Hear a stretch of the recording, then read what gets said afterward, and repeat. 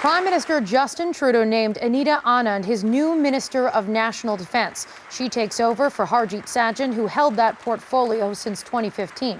Sajjan was widely criticized for his handling of sexual misconduct allegations against senior members of the military ranks. Anand, who stood out for her performance in the procurement portfolio during the pandemic, has the task of repairing the armed forces' reputation ahead of her. Retired Lieutenant General Guy Thibault served as Canada's Vice Chief of the Defence Staff. He's in Ottawa. Thank you very much for joining us today, General Thibault. Sajjan is out, Anand is in. Was this the right move? Hey, good evening, Katie. Thank you for having me on the show tonight. Obviously a big day in terms of the cabinet appointments. The first thing I'd just say, first of all, a bit of a shout out to Minister Sajjan. 6 years as the Minister of National Defence. It's a very complex portfolio. And I know that while there was a lot of criticism of the minister, especially in the last several months, I think all those who got a chance to work with him know that he cared deeply about Canada, the Canadian forces, sacrificed a lot over the years. And so, I think we should wish him well. And certainly I do. I think it was time for some new leadership over the top of the portfolio. And Minister Anand certainly comes with a great reputation from her time at Procurement Services or Public Services Procurement Canada, and looking forward to seeing how she's going to perform in this new, very demanding role. What, if you were her or giving advice to her, when she steps into this role, how does she even begin to start to deal with this crisis and culture that we heard the Prime Minister describe today? Well, I think that, clearly coming into a portfolio as complex as national defense, it's a complex organization in the best of times. And when there's a heightened period of a lot of emotion that's going on, the scrutiny that's going on, I think the very first job for Minister Anand coming in is to really get a good sense for where things stand today. There's been a lot of work over the past several years, and I think for the minister, it's really to do a good assessment of what's the current state of affairs and to build some confidence with a new leadership team. I think the very first thing that has to happen with the minister is that she has to help rebuild public trust and confidence in our armed forces. Obviously, public trust and confidence has been shaken when we see how the Canadian forces have been dealing with the issues of sexual misconduct and other harmful behaviors, how they've been working to ensure an organization that hasn't always been as inclusive and clearly not as safe as it should be for all Canadians who wish to serve. And obviously the serious questions of misconduct and judgment that have embroiled the senior-most leadership. So, I think for Minister Anand, job one is to really work towards restoring public confidence and trust in our armed forces.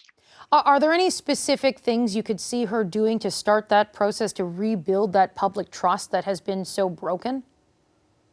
Well, I think showing the very first thing, Katie, that needs to be done, in my view, is that the minister must make her own judgment and recommendations to the Prime Minister on the appointment of a Chief of Defence Staff. We're in a very unique position. Clearly, Admiral MacDonald, who is de facto the Chief of Defence Staff, he's on leave while his situation has been looked at. But clearly, Admiral MacDonald doesn't appear to enjoy the confidence of the Prime Minister, and as a cabinet, as a Governor and Council appointment, I think that this is the time now to replace and formally have a Chief of Defence Staff that the Minister is going to work with. So I think that's job one, is dealing with the situation of the Chief of Defence Staff. That is something that we have certainly heard as something that people within the system want to see. By a CBC count, there are allegations and investigations of sexual misconduct against 11 senior Canadian military leaders. With this change in minister, does it also necessitate a change in strategy in how to deal with this? Well, these are difficult issues when you're dealing with how to be transparent about allegations that have been made, and ensuring, of course, procedural fairness and due diligence, and making sure that ultimately those who have been accused have their day in court, and obviously not holding people to account through the media, but rather through the judicial process, the administrative processes that exist. But having said that, this isn't a time for generational change.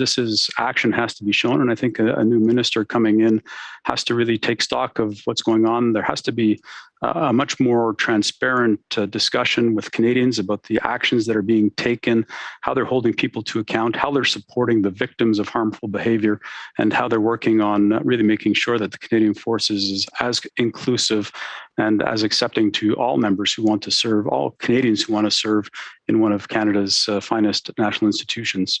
One of the last things I want to ask you about is in April of this year, the Liberal government launched another external review into this issue 6 years after the last investigation into this issue.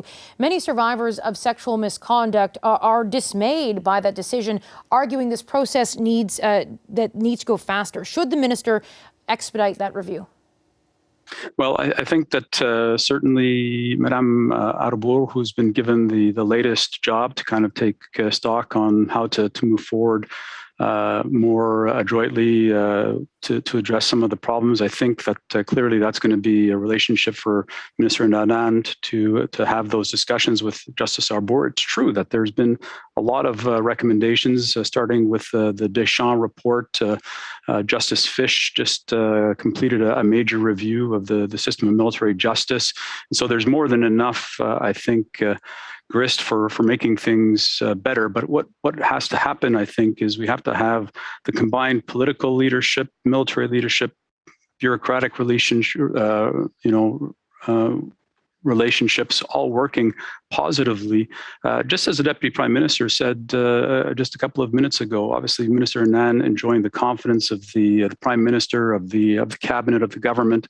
And, I think it's really important that we've got political leadership bringing all these independent players together. A bit of a reset of civilian-military relations, I think, is also due in terms of the role of the minister, the deputy minister, the chief of defense staff, some of the independent actors like the ombudsman, the judge advocate general, the National Investigative Service. There's been a lot of confusion about roles and responsibilities, but all those actors have to work together if we're going to make the progress towards a better Canadian Forces that is more inclusive and that we're supporting the members who have been harmed through harmful behavior and hold people to account.